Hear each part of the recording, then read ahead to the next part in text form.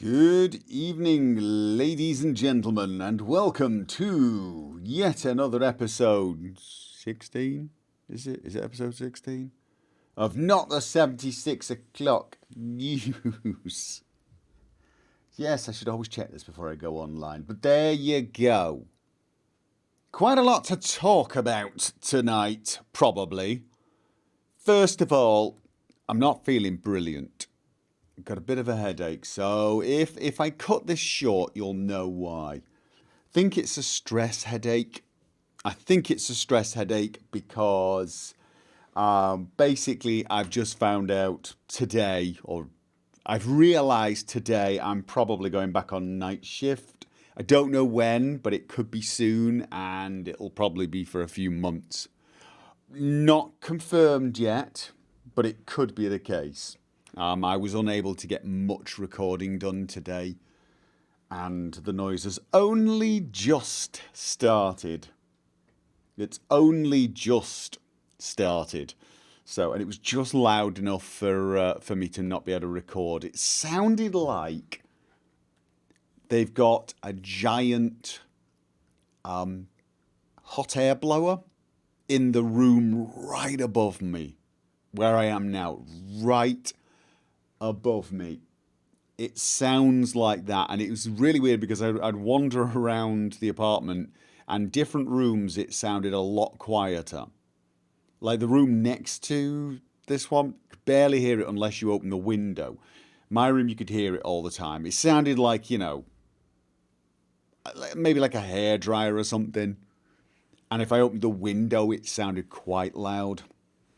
So yeah, and I feel utterly terrible complaining about it because the reason there's noise in there is they've cleared the place out because the woman who lived there died. She was very old, and she died. So I feel terrible. I feel absolutely terrible for, you know, complaining about the fact that there's noise. And that's it though. They sold the apartment on Tuesday. So they've been having these machines in there. They've been having this machine or something. I don't know what it's doing. If it's trying to maybe air the place out, because she was a really heavy smoker. So maybe the apartment was just really, it smells quite a lot. So they were trying to air it out, and it's just some sort of fan. I don't know. Or some other thing. Maybe there was damp or something. But they've sold the apartment, which means someone else is going to be moving in, and they might move in next week. They might move in 2 months. And after seeing the apartment, because we went upstairs to have a look at the apartment to see how it compared to ours, it's going to need completely redecorating. I would say there's a good chance someone new moving in is going to want a new kitchen, because it's like a kitchen from, it's just not even a fitted kitchen. It's pretty bad. The bathroom's not terrible, but I wouldn't be too surprised if they wanted to do something with that, which probably means a month, maybe 2 months of severe noise right above my head, which will mean I cannot record and will need to go back on night shift. So I think that's what's caused the headache. Stress headache. And like I said, I feel terrible complaining about it because in the grand scheme of things, somebody died. So yeah. It's just this, it's life, isn't it? It's life. Things go on around me and make lots of noise. There's roadworks, there's this, that, and the other. The building across the way wanted thermal power. My big fear now is whoever moves in above stays home during the day, making tons of noise. I'm hoping it's just two very normal people who, leave for work in the morning and come home in the evening and leave the apartment empty. Because if it's someone who sits at home all day playing loud music, I may be doing hard time for murder. Drinking my coffee. So there you go. So that's to start things off. We got quite a lot to talk about. Tap dancers. Thank you. Buy the apartment above and get a real recording studio. I am not going to lie. We very briefly floated the idea. Well, I say we. My girlfriend came in and said, can we buy the apartment above us and knock the floor through and have a stairs and then like double the size of our apartment? So we'd essentially have an apartment the size of a house. But I had to remind her that I'm not PewDiePie. I'm like, yeah, we can just about afford our lives at the moment. We've got some wiggle room for disasters. We've got some wiggle room for disasters. We don't have wiggle room for a second apartment. Just make more money. Yeah. Probably violate the rental agreement. You're not going to believe this, but we did actually ask the board for the building. We're not renting, you see. We don't rent. We own this apartment. We actually own the apartment. So if we'd have, but there are all sorts of legal things in Norway, and when you're in a block of flats like this, you have an agreement to respect the board for the block, so that basically to stop one person who owns an apartment just ruining life for everyone else. And one of the rules is you're not allowed to own more than 2 apartments in one block. So, but you could actually buy an apartment above and knock it through and make it into one. Or technically, I could buy the one above. My girlfriend could own the one below. We could technically do that. So we spoke to them about this, even though it was just never really an option. It was never really an option. We looked at the finances and it was like, okay, if we did that and we did this and we did that, and then we stopped buying this. I mean, we don't really have an extravagant lifestyle, but it was all like and then we could probably survive for 10 years. And then at the end of the 10 years, when the kids are gone, we could probably sell it and then move somewhere more. But it was one of those cases of, yeah, but if anything goes wrong, any emergency, any work needs to be done on the place, if my channel suddenly doesn't bring in as much money this year as it did last year, and that's probably likely, seeing as my income has been going down slowly but steadily over the years. Since I think 2015, might have actually been slightly before then. So not dangerously so, but always under control, because we've got a very modest apartment, and we have a very, very, very modest lifestyle. But if we did that, if we got the one above, it would essentially be any change in our situation would completely devastate us. So it was like, no. Even though it would have been nice. You really do need to become a full-time streamer. So yeah. So it was one of those things. It was more one of those things of, what if, you do that every now and again. You go, what if we did this and then did that and it would be awesome? We talked about it. And then it was like, yeah, but we are going to multiply our mortgage by a factor of about 4. because we got real lucky buying our apartment when we did. We bought it during the crash, so we actually got a fairly good deal on the place. We obviously would not get that sort of a deal on the place above. So yeah, it was like, there's a simple fix. Just rob a bank. Yeah. Just win the lottery. Great plans. All the plans. Time for a Kickstarter, the Gopher's Den. Yeah. The thing is, like I said, not the end of the world. If someone does move up there, I'm sure that, when someone moves up there, I'm sure they will be perfectly reasonable people, and if for some reason they do not work during the day or they're at home and they are making noise, I can probably go and speak to them and say, look, can we sort this one out? And I'm sure they would probably come to go, oh yeah, no problem. It's, people in Norway are really nice people. Yeah, they are.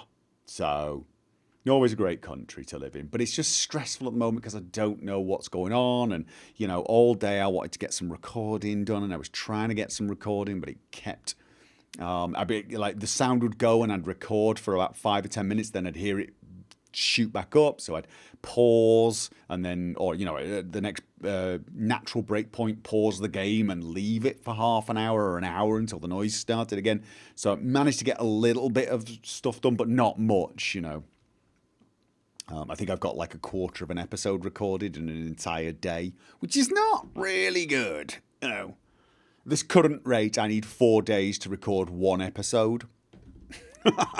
Which means for a standard week, I'm going to need approximately between 20 and 24 days per week to get the videos I need done for the, 7-day week. But enough of that, because as I've said, I'm complaining about this and somebody died upstairs. So it's really, really, really feel bad. I feel like you should not be thinking about things like this at a time like this. So I'm like, yeah. If the income has steadily been dropping, why not bring back the mod vids? Because that would kill my channel off in a heartbeat. I know people seem to think that the mod vids would bring in more money, but they wouldn't. They certainly wouldn't. Certainly not with YouTube as it is right now. If you look towards the end, when I started to get stressed out about the mod vids, I started to seriously spend huge amounts of times on those mod vids. They could take almost 3 full days of recording. 3 full days of recording, maybe even 4. And they were stressful because, to be honest with you, they felt artificial. I felt like I was just going out and finding mods for the sake of finding mods and then trying to be entertaining about them, which I don't mind doing to some degree. But I wasn't actually going out there genuinely finding mods that I wanted to use. Karochan, thank you for the sub. I wasn't genuinely finding mods that I wanted to use. And one of the things I said a long time ago is I also noticed that when I released a video about a mod, that mod saw no increase in its downloads and endorsements. Whereas, when I used to make my Skyrim mod sanctuaries, or even the early days of the Fallout 4 mod vault, I'd cover a mod and I could see its downloads, its views, and its endorsements spike up. And that just stopped. People were watching the videos, but they weren't going to the mod page. They didn't care about the mods. So I didn't feel as useful. But the simple fact of the matter is they weren't even that popular. And I know some people are going to say, oh, you'd get 25, 30,000 views on some of those videos. And some of them maybe even went to 40,000. Right, but it's a 15-minute video. And it took 3 days or even sometimes 4 days to make. Depends on the mods I'm covering. And from a watch time point of view, if I release an episode of Skyrim and it gets 15,000 and it's about 3 to 4 times longer, from a watch time point of view, the episode of Skyrim, it absolutely mangles it. And seeing as the long form videos get mid-roll ads, whereas I tend not to put mid-roll ads on something that's, say, a 10 or 15-minute video. I mean, I could start doing that, but I think people would complain if I had a 15-minute video with mid-roll ads. Mid-roll ads are where pretty much the only real income is on YouTube. And honestly, it's just from a view time point of view, it would not see any increase in the YouTube income. It would actually see a drop. But this channel is actually more funded by the patrons. And honestly, the patrons genuinely, they very often like the idea of some tutorials. They very often like the idea of some mod showcases, but they usually talk about the Let's Plays whenever we're discussing things. Those are the things they seem to appreciate. Those are the things they seem to love. So overall, you know, even if right now I had this massive urge to go and start mod showcasing again, which I just don't, it wouldn't actually be good for the channel. It would actually reduce the amount of money I made quite dramatically, I believe. So, you know, I think it's just one of those things. You sort of have to move with the times. Now, I am thinking about redoing the tutorials for, say, Fallout New Vegas, but I'm under no illusion that that's going to, you know, spike my income, because those will probably take a week to 2 weeks each video, and they may be quite popular. They may get a sort of an initial, you know, a boost, but compared to the sheer number of hours that have gone into it, it probably will be less than if I'd just done an extra, you know, Let's Play series or something. It would be less. But I want to do it because I want to do it. I've got this renewed urge to go through because I've just rebuilt my New Vegas load order. I have this urge to update those videos, but that's my urge, my passion, and probably there will be a lot of people who will watch it who don't even care and won't even bother playing the game, but maybe for nostalgia's sake. And I don't mind doing that either. There'll be some people going, oh God, I remember the Fallout New Vegas days. Oh, these mods look great. And then they'll never download them anyway. But so I've got a reason to make those, even though they, believe it or not, would not really change much. Now, does that mean modding videos are gone forever? No, it just means we're sort of waiting for the next gold rush of mods. We're waiting for Starfield or Elder Scrolls 6. I mean, you look at the Skyrim Mod Sanctuary series, you know, I mean, the initial stage when everyone was nuts about mods. Those videos were really popular, and they were also really easy to make. I could not go onto Nexus without bumping into 10 mods that I could instantaneously make a video about without actually having to spend 10 days researching it. You know, when I did a video about Frostfall, I had to do like 2 chapters of a Let's Play before I felt qualified to make that video. So that was a lot of research time. But, you know, when in the initial stages of modding, it's like this, like, oh, this is a mod for Darker Nights, and you show people the Darker Nights. And it's reasonably simple, reasonably easy to make the videos. I say reasonably. And more importantly, there is an audience who just is looking for those mods. They're just looking for new mods all the time. But we're now at the stage in, say, Skyrim where it would be a really strange mod to come out at this point that wasn't a massive content mod, a mod that provides DLC-sized content that would really grab people's attention. Be honest. If I made a new video, 5 new swords in Skyrim, you'd look at me and think, well, that's nice. Oh, yeah. But you've seen it all before, you see, because, and I'm not putting down, I feel really, really bad saying it the way I just said it. I'm not putting down the people who make sword mods now, because they're making better and better swords all the time, but you know,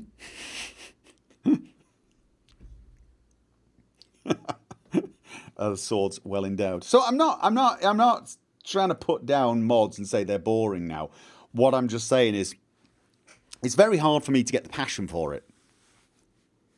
You know, the first few times in Fallout 4 when a mod came out that added a bunch of new big guns, new interesting large machines of death, it was dead easy because I was so excited about them. You know, when people make these mods for the first time, it's like, look at this, look what we got. You know, but you can't keep that level of enthusiasm up without faking it. And I don't ever want to do that. I don't want to fake it. So, you know. It's as simple as that. I want to make honest content. I don't want to chase what I think the trends will be. And I don't actually think in this particular case, going back to making mod videos because those were the days when I got the best views, is actually going to succeed. Those videos were dropping off. They were dropping off as I was beginning to find it harder and harder to find new material for those videos. The views were dropping off. And I don't even think it was the fact that those videos weren't as good quality, because if you look at my later Skyrim Mod Sanctuary videos and compare them to the early ones, they're so much higher quality. Both the audio, the video, the depth I go into on the mods, it's like night and day. And yet the early ones got 10 times the views. That's the other problem. That is one of the other problems with the modding videos. You're constantly trying to outdo yourself. It's very hard to do say a Fallout Mod Vault video where you cover something like the comfy chair that had wheels and you could drive around and you just had unbelievable fun. And then the next week, just release a bunch of settlement mods that add interesting new furniture. It's really hard to do that because you release a video and you just think, that was bloody hilarious. You know, you had such fun playing it, and then everyone comes onto the video and they're just cracking up laughing because you just had so much fun playing on a sofa that rides around the Commonwealth, and everyone's just going nuts over this. No one's downloading the mod though. And then next week, here's a new kitchen. You know what I'm saying? Just not.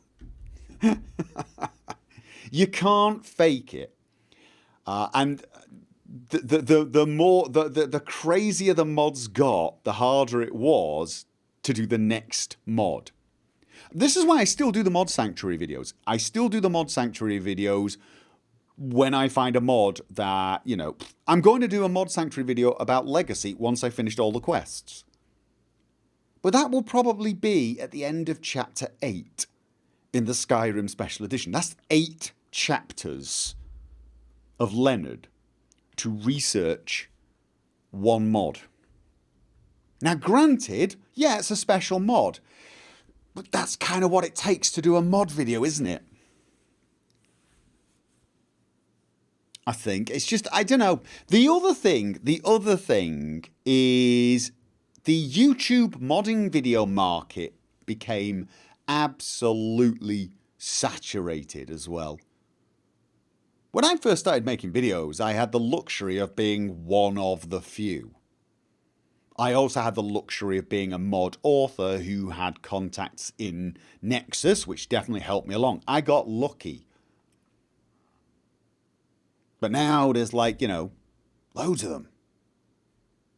Will there be a Mod Vault video for SS Conqueror? Probably not. I did a Mod Vault. Well, actually, I did an FV Mod Vault. Did I call it the Mod Vault? I can't remember. For Sim Settlement. But I haven't done the Conqueror side of things, and I would need to do a full Conqueror playthrough to cover that mod.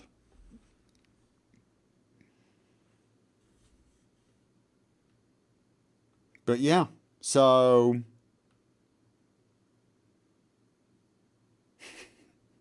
what I'm saying is there will be mod videos again when the modding scene has another splurge of excitement.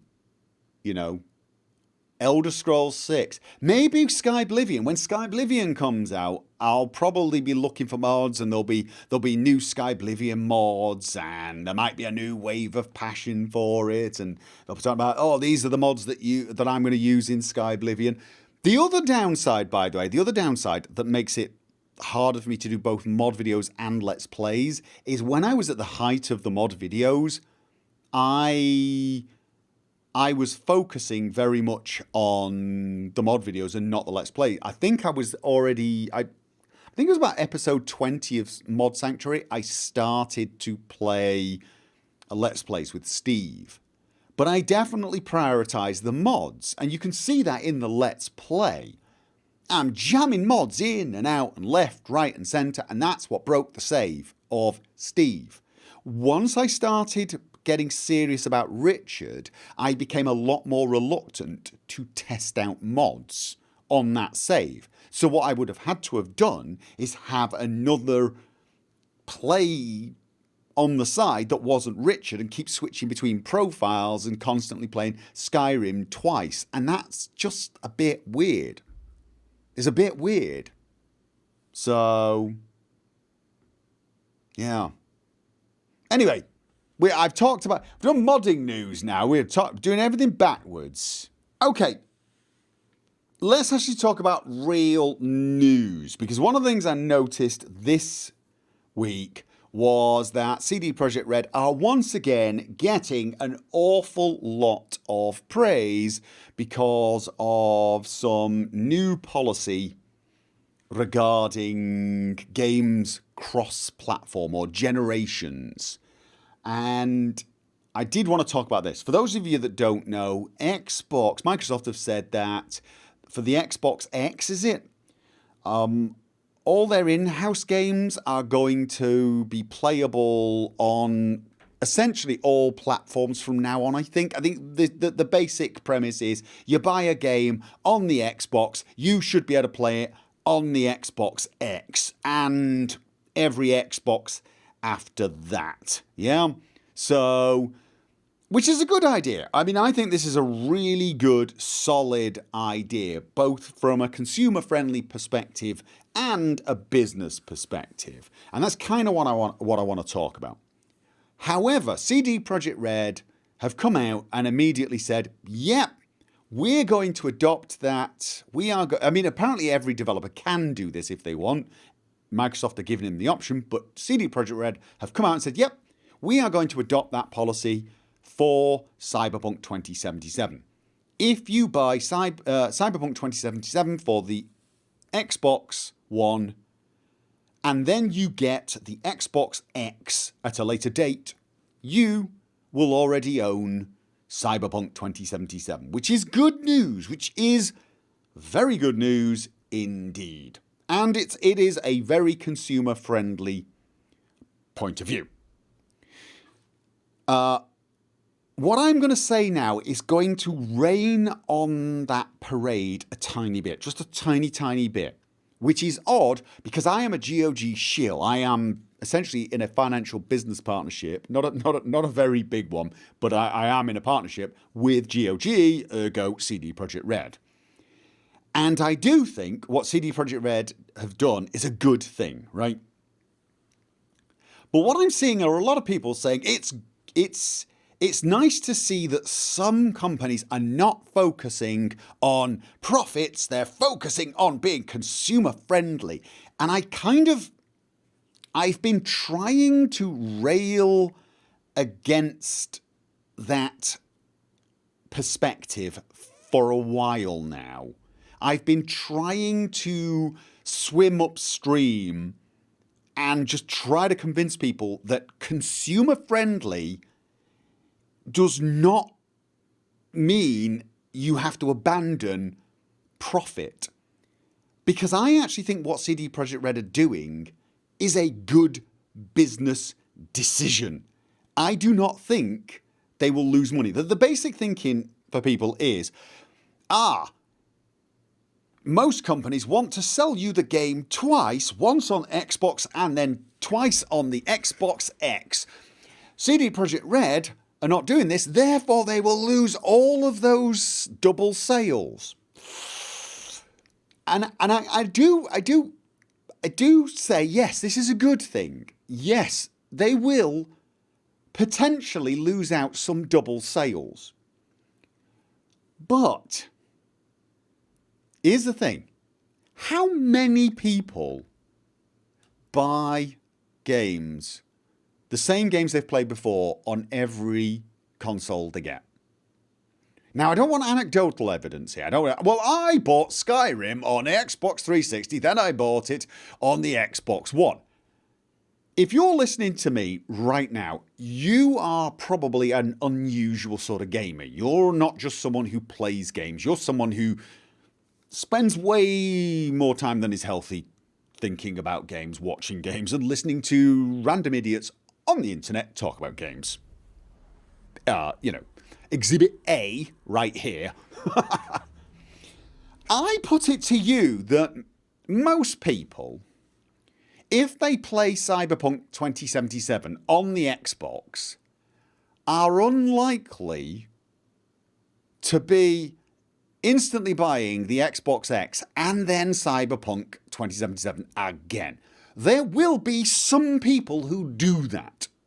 There will be some people who do that. There will be a crossover of people who are willing to buy both consoles and willing to buy both games on both consoles because they want to play Cyberpunk 2077 as soon as it comes out on the Xbox One, but also want to experience it slightly higher resolution on, or, frame rate or with new effects on the Xbox X. There will be those people. And put it to you that that's not going to be the norm.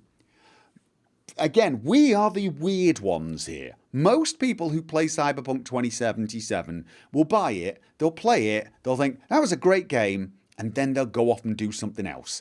And when they eventually, if they eventually get round to upgrading to the Xbox X, probably wouldn't have bought Cyberpunk 2077 again, even though it might be slightly better. And I don't think that's a huge.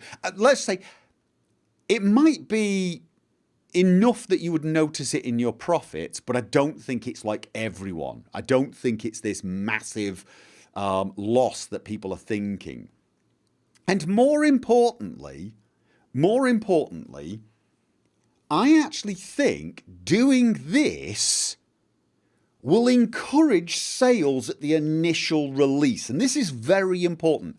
I think for every person that's actually willing to get an Xbox One and buy Cyberpunk 2077 on it, and then upgrade to the Xbox X and buy Cyberpunk 2077 again, for every one person like that, there are probably 10 times more people who, if they plan on upgrading to the Xbox X sometime soon and had to buy the game twice, would probably say, you know what, I'm going to wait 6 months or however long it is for the Xbox X to come out. I'm not going to play Cyberpunk 2077 straight away. I'll wait and I'll upgrade. And I say it's 10 times more people from the scientific process of I just guessed. But that's what I'm thinking. I'm thinking there would be quite a few people who'd be willing to wait. And that would drive down sales on the initial release. And again, I know people listening to me are probably going, wait for Cyberpunk 2077? No one can wait for it. You'd be surprised. You'd be surprised how most gamers are not like us. And I honestly think there'll be a lot of people waiting. Not everyone, but enough people that they'd actually see a drop in sales. And those sales, those initial sales, those are really, really, really important. They are really important. When a game comes out and it gets more sales, it gets more publicity and therefore more sales. It's kind of, it builds up a sort of momentum. Now, even if people did wait, there'd be enough sales that Cyberpunk 2077 is going to have a huge amount of momentum. But more momentum, more money. So I actually think, although they might lose some of those double sales, they will have more initial sales and it will drive momentum forward. And I honestly wouldn't be too surprised to find out they make more sales overall just doing this, at the same time as looking like heroes and getting the public even more behind them and therefore driving even more sales. Because, and I can't believe I'm saying this as if it's a controversial thing to say, customer-friendly business practices are actually good business practices. I know we tend to focus on the few companies that have consumer-unfriendly business practices, and therefore we assume anything that makes money must be anti-consumer. But believe it or not, most traditional business models were more successful when the people that engaged with their businesses were happy. I know that's going to seem shocking if you've been a fan of Ubisoft games or EA games, but generally speaking, happy customers, it's a good thing. Now, I've been saying this for the longest time, and everyone's calling me naive. No, these companies are doing all these evil anti-consumer practices because it makes them tons of cash. And I'm sure there's a few companies that have made more money being bastards than being good guys. But I think CD Projekt Red kind of prove that you don't have to do that. And in fact, if you just focus on making a good game and treating your customers well and making them happy, you can not just succeed, you can thrive. Because the other piece of news that's come out this week is CD Projekt Red are now the second biggest games industry in Europe. They've exploded. They've exploded. I really want to change this narrative. I want to change this narrative of, well, of course they're going to do microtransactions. They want to make money. I want to change that narrative because I think that narrative almost hurts us, as much as the business owners believing that, because that's what they see on the internet, that's what they hear, that's what everyone says. If you want to succeed, you have to be ruthless and vicious and evil. No, you don't. It might be a good short-term strategy. It might make you a little money over the short term, and if you just want to get in, get a bit of a cash grab and get out, maybe that's the way to do it. But long term, CD Projekt Red are like, they're not just the golden child. I mean, if they had been doing this and barely scraping by, if they had been making brilliant games and treating the customer fairly and, just scraping by, but sticking to their guns, even though they knew if they turned evil, they could do so much better. If that were true, I'd be going, yes, CD Projekt Red are angels. They're not angels. They're just really, really good games makers who are also really good business people because they understand pleasing your customer is a good business practice. I mean, I'm not saying they're not nice. I'm not saying they don't genuinely have a passion for the business and for gaming. But they want to make money and they're doing a bloody good job of it. I wish we could amplify this message out to all of the other games companies. You say, you want to be rich? Make something that makes us want to throw money at you.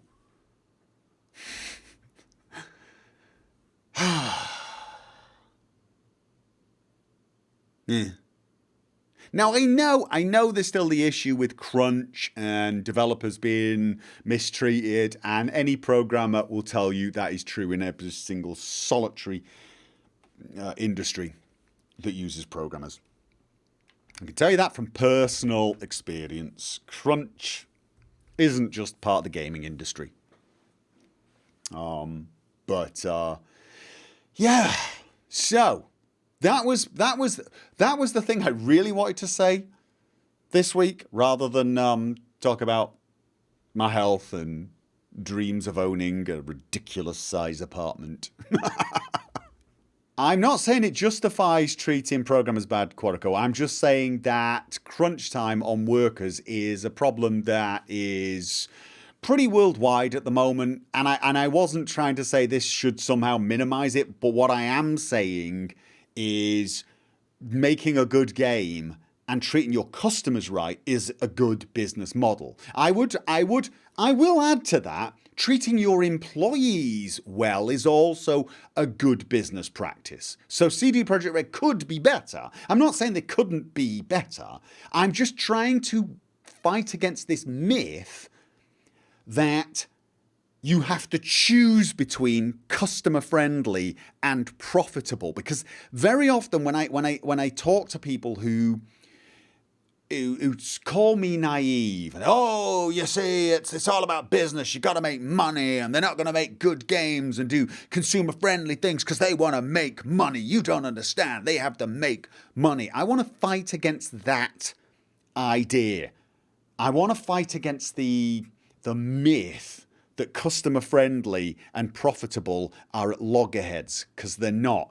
If you also want to add fighting against the idea that being good to your employees is going to fight against making profit, I would also say, yeah, that is absolutely true, especially in today's climate where the people buying your product are actually curious and invested in how you treat. Thank you very much, Minister of Paranoia. They are invested in how you treat your employees. I would actually say for a company, it would be better for them to say, look, we're going to be having to release the game 9 months later. We don't want to crunch our employees. We don't want to make their lives miserable. So we're going to delay it. I actually think that would garner a lot of goodwill. But I'll bet you any money there is a limit there. I'll bet you there's more of a limit there than say, good game. For example, you know, if they said, oh, we're going to delay it for 6 months because we want the game to be better, I'll bet you any money the average gamer's going to respond to that better than, we're going to delay it 6 months because we don't want to push our people. And that's a sad, sad indictment on humanity, I guess. But I'll bet you there's a limit. But I will join you in calling for, you know, humane treatment of one's workers. And I actually believe when you treat your workers humanely, you will actually get better work out of them. Although I did see a study once that did seem to suggest productivity in my industry, programming, was better when there was a little bit of overtime on average per week. I did not like that study. I can't tell you if it's accurate, but I'm one of these people that doesn't necessarily assume that something I don't like is wrong. It might actually be right that a little bit of overtime is actually not a bad thing. But generally speaking, I think working your employees 60 hours a week so that they become tired, they become, you know, ill, it's just not good business. It's not good business. It really isn't. People don't work at their best. So, you know. So we can fight against two narratives at the same time. You highly doubt the overtime itself is the positive in software industry. No, look, here's the thing. I heard one study suggesting that people who were doing an average of a couple of hours overtime per week, it was only 2 or 3 hours or something. It was a small amount anyway. On average, are more productive per hour than people doing, 37.5 hours or something like that. Now, that could actually be more indicative of the motivation level of the person involved. It could be. It could also just be a study that was wrong. You should never believe a single study. Here's the thing, though. There's a difference between that. That's the important thing. There's a difference between that and 60 and 80-hour weeks. Crunch. That's not crunch. 2 or 3 hours overtime a week. That's not crunch, right? That is not crunch at all. Your workers should get a life. They should have a life. They should be healthy and happy. And you shouldn't treat them like slaves. Yeah, there is a difference between mild overtime and crunch. And trust me, I do speak from experience on that, having actually suffered health issues due to crunch. Serious ones at that. I wonder if Wolfclaw's going to figure out that constantly spamming me with the news about the refund policy is probably more likely to make me not cover it just to annoy him. Yeah, I know about the GoG refund policy, only briefly. I know they've now offered a 30-day refund on games bought on GoG, which is pretty good. is actually pretty good. But then this isn't, this isn't necessarily something that stuns me with GOG. It's sort of like, I think I'm actually more surprised that it didn't already have such a policy. I mean, I saw this news of GOG now offering refunds within 30 days. I'm like, really? What were they offering before? What were they actually offering before? I should have known this, seeing as I am a GOG shill. They had a refund policy, but it wasn't 30 days. Yeah. But no, it's you can actually buy the game, download it, play it. Is there a time limit on how much you've played it? I don't actually think they have. I don't think they've added a time limit on. Well, anyway, I've not seen one. And then you can refund it, which is amazing, which is absolutely amazing. What they're essentially doing there is they're putting their money where their mouth is. They're saying the way to stop piracy is to offer people good value, because they're actually saying, look, we will let you download the game and play it, and if you want, you could probably stiff us. Because it used to be the case of, right, maybe if you make it convenient to download the game, people would say, all right, I'll buy it because it's convenient. It's easier to get the game from Steam or GOG than it is to get it from a store. So I'll buy it, and it's easier than getting it from a piracy site and less risky. But now, if GOG say this, you could get the game from them, play it, and then return it once you've got everything you need out of it. They are relying now on customer goodwill. And I think they're right to do so, because I think the vast majority of people will not abuse that system. Oh, they do actually have something in the policies that says they have the right to refuse refund. So if they check the logs and see that you've played it for 59 hours, they may go, yeah, you can stop that. Okay. They have no logs. There is that. Yeah, but that's the other thing, isn't it? There would be ways of hiding it. Like, you can hide how much time you've played on a Steam game if you want, or you can fake it and make it look like you've played more time on a Steam game. So I guess you could do it on GOG even if they were tracking it, and apparently they're... Well, yeah, when you say they don't have logs, they don't necessarily show logs. Do you not think they have logs? Actually, I don't think they necessarily do, because they don't have DRM. They don't have DRM, so there's nothing that probably contacts their servers unless you've volunteered it or it's actually added to the... Yeah, I don't actually think they can track how much you played it. But they've probably got some idea. It's probably more a matter of, if you buy a game and then return it, and then buy another game and then return it, and like 10 games later, you're still doing this. And they're like, wait a minute, you keep buying a game and then returning it 3.5 weeks later. No. Right? They've probably got a certain point. But I think they're probably relying on the fact that most people just won't do that. Most people probably won't do that.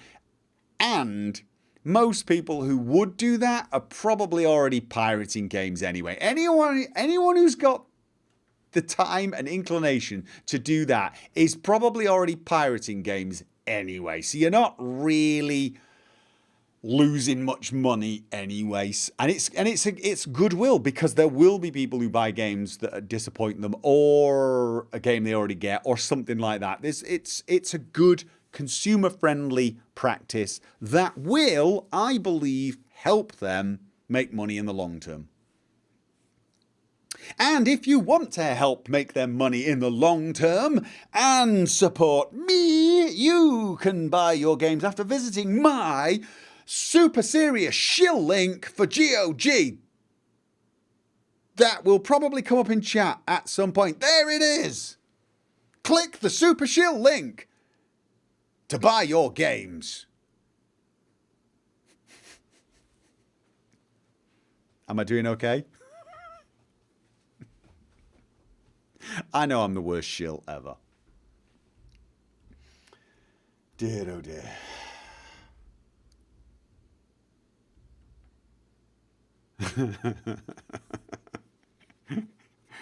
Dear, oh dear.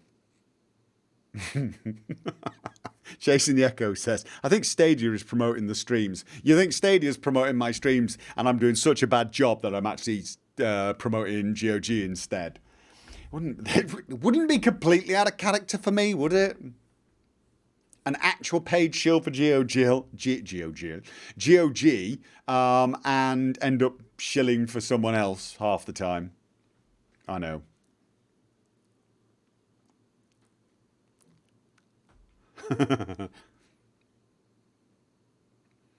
Oh, they're talking about the Baldur's Gate stream. Okay.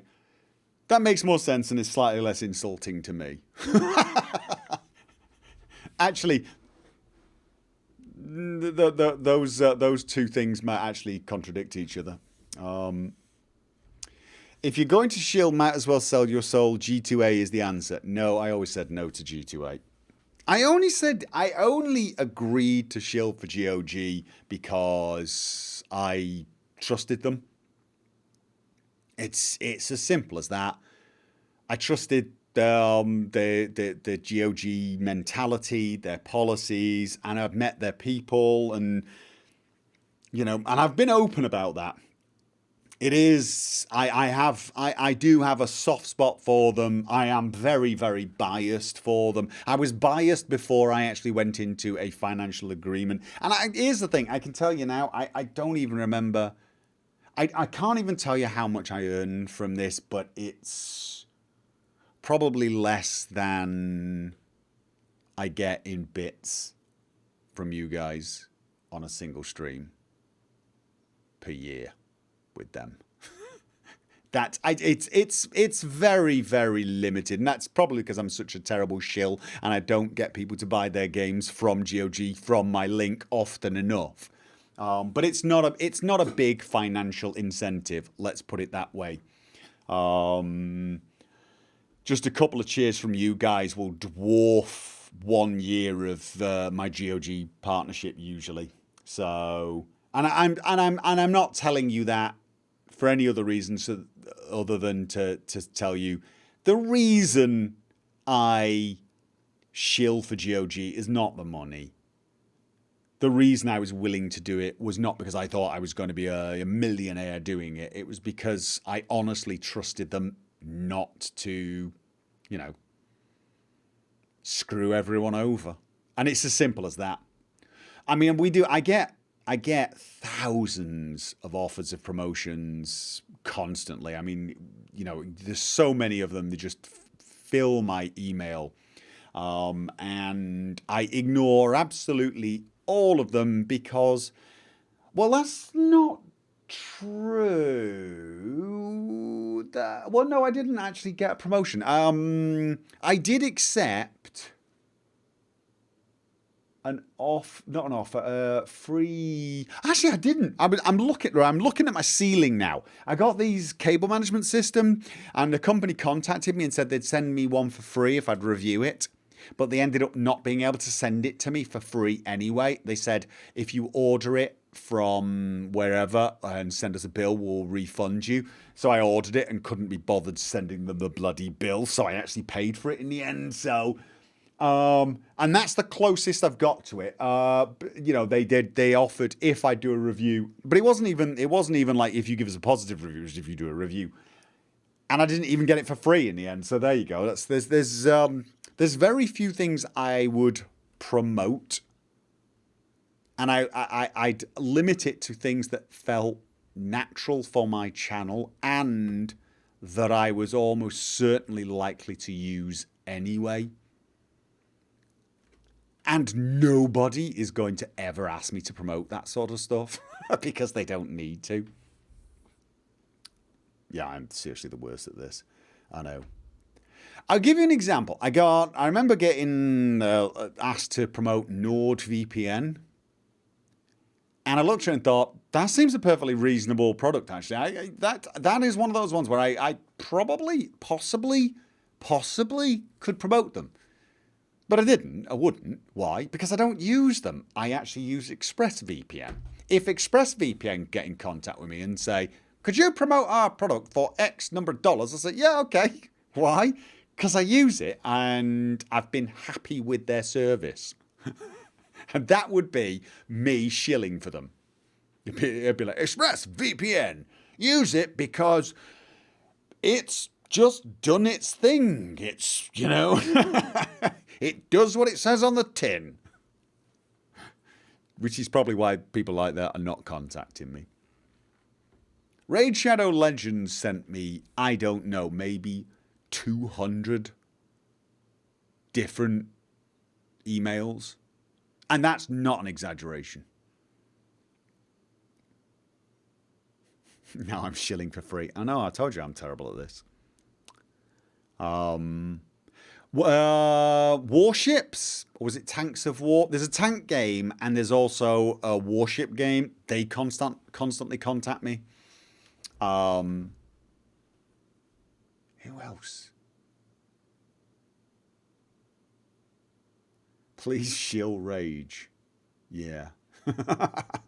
If Thrustmaster sent an email about relaunching their one-handed keyboard. Yeah, no, definitely. Thrustmaster, if they decide to go back into the one-handed keyboard thing and they make something similar to the Thrustmaster tactical board. Oh, hell yeah, I'll promote that. Oh, yeah. Could have been World of Tanks, but there's also a Warships one. I should do an ad vid for Skyrim. Yeah, no one is going to pay me for that. That's the problem, isn't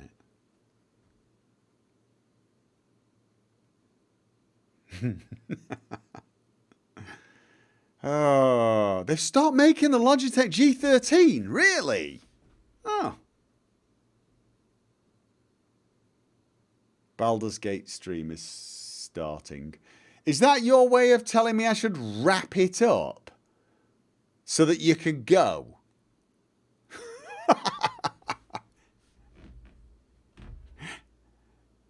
Yeah, it probably is, isn't it? I mean, it has actually been an hour now. I should be wrapping it up.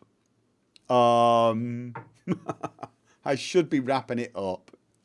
No, you should co-stream it. Can you co-stream it? I mean, I wouldn't anyway. I wouldn't watch the Baldur's Gate. Are they going to be streaming actual gameplay? Aren't they going to be streaming actual gameplay? So, like, I wouldn't watch it.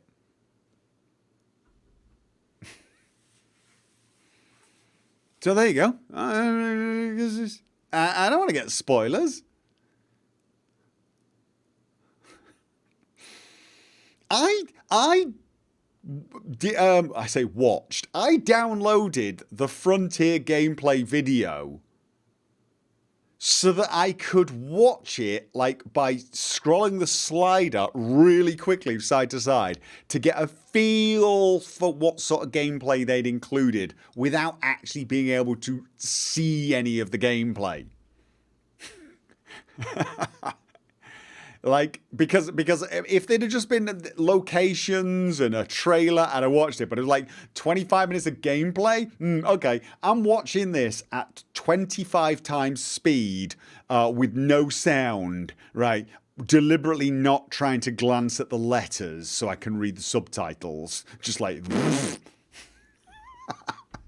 Because I want to get a feeling for how the gameplay's progressed without actually getting anything spoiled. I know.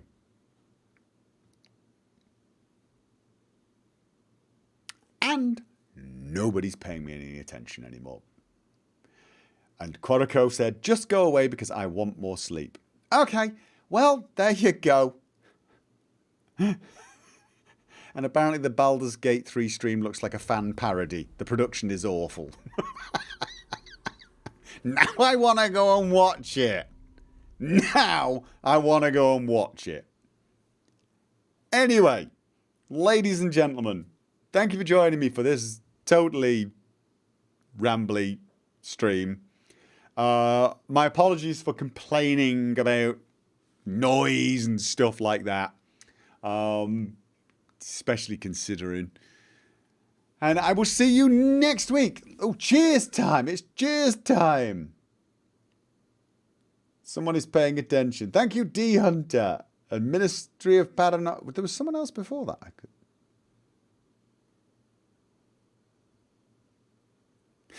Good night, Kilted Hunter. Sleep time. All right, yes. Good night, guys. I'm going to see if I can get the credits going again. I think I got it this time. I do think I got it this time. He says, pressing the button and nothing happens. No, come on, come on, come on.